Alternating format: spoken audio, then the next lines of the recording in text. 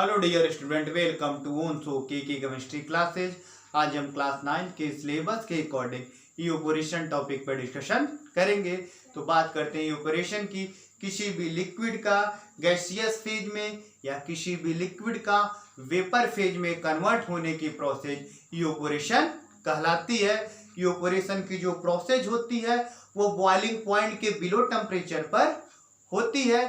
Evaporation एक surface phenomena है। इसका मतलब सबसे पहले किसी लिक्विड के सरफेस के मॉलिक्यूल ही लिक्विड से लिक्विड वेपर में कन्वर्ट होंगे।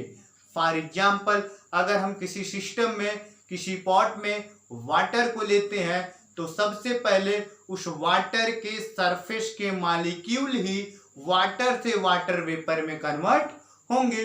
इस आधार पे हम कह सकते हैं जो इवेपोरेशन की प्रोसेस होती है वो सरफेस फिनोमेनन होती है।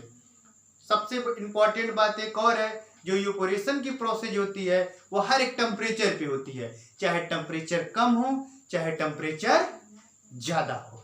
अगला जो है इसी में इंपॉर्टेंट पॉइंट है कि कौन कौन से फैक्टर हैं जो इवेपोरेशन को अफेक्ट डालते हैं, प्रभावित करते हैं। तो मोस्टली 4 फैक्टर हैं जो इवेपोरेशन को अफेक्टेड करते हैं। फर्स्ट आपका जो उसमें है एक्सपोज्ड सरफेस एरिया, सेकेंड आपका टेम्परेचर, थर्ड ह्यूमिडिटी और 4 आपका है विंड स्पीड। बात करते हैं एक्सपोज सरफेस एरिया की। अगर सरफेस एरिया ज्यादा किसी ऑब्जेक्ट का होता है या सरफेस एरिया ज्यादा किसी लिक्विड का होता है तो लिक्विड में इवेपोरेशन की प्रोसेस ज्यादा होगी। फॉर एग्जाम्पल, अगर किसी गीले कपड़े को हम ड्राई करने के लिए जो है फैलाते हैं तो फैलाते समय उसको जब फैला दिया जाता है तो देखते हैं कि कपड़ा हमारा जल्दी से ड्राई हो जाता है, क्योंकि कपड़े को जब स्प्रेड कर देते हैं हम, स्प्रेड करके डालने से ज़्यादा मॉलिक्यूल जो है लिक्विड से लिक्विड वेपर में कन्वर्ट होते हैं। इससे हम कह सकते हैं कि सरफेस एरिया ज़्यादा होगा तो इवेपोरेशन की प्रोसेस ज़्यादा होगी। अगला पॉइंट है आपका टेम्परेचर। टेम्परेचर भी मोस्ट इंपॉर्टेंट पॉइंट है इवेपोरेशन को अफेक्ट आने के लिए। अगर हम टेम्परेचर को इंक्रीज करते हैं तो टेम्परेचर इंक्रीज करने की वजह से जो लिक्विड के मॉलिक्यूल है उन मॉलिक्यूल की काइनेटिक एनर्जी बढ़ जाएगी, और जब मॉलिक्यूल की काइनेटिक एनर्जी बढ़ जाएगी तो ज़्यादा से ज़्यादा मॉलिक्यूल लिक्विड से लिक्विड वेपर में कन्वर्ट हो जाएंगे। सिंपली हम कह सकते हैं कि टेम्परेचर अगर इंक्रीज कर दिया जाता है तो इवेपोरेशन की प्रोसेस बढ़ जाती है। थर्ड आपका पॉइंट आपका है ह्यूमिडिटी। ह्यूमिडिटी को कहा जाता है जो मॉइस्चर प्रेजेंट होता है एयर में उसे हम ह्यूमिडिटी कहते हैं।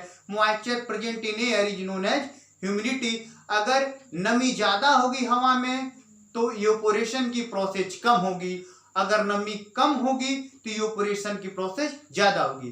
सिंपली कहा जा सकता है अगर ह्यूमिडिटी ज्यादा एयर में होगी तो इवेपोरेशन कम होगा, और ह्यूमिडिटी अगर कम होगी तो इवेपोरेशन की प्रोसेस ज्यादा होगी।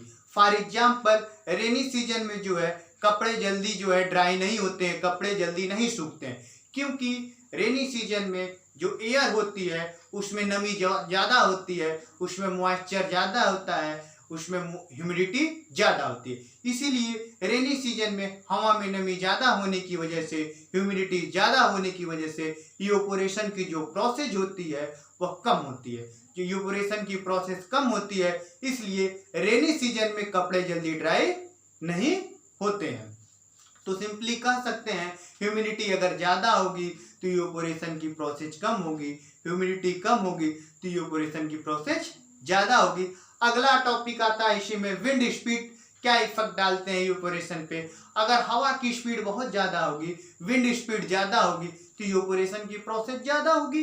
विंड स्पीड अगर कम होगी तो इवेपोरेशन की प्रोसेस कम होगी।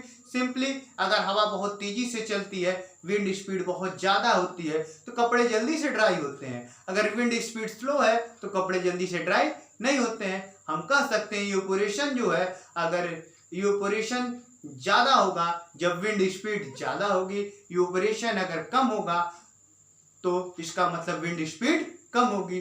तो सिंपली कह सकते हैं विंड स्पीड ज्यादा होने के साथ ही साथ इवेपोरेशन की प्रोसेस ज्यादा होती है, विंड स्पीड कम होने के साथ ही साथ इवेपोरेशन की प्रोसेस कम होती है,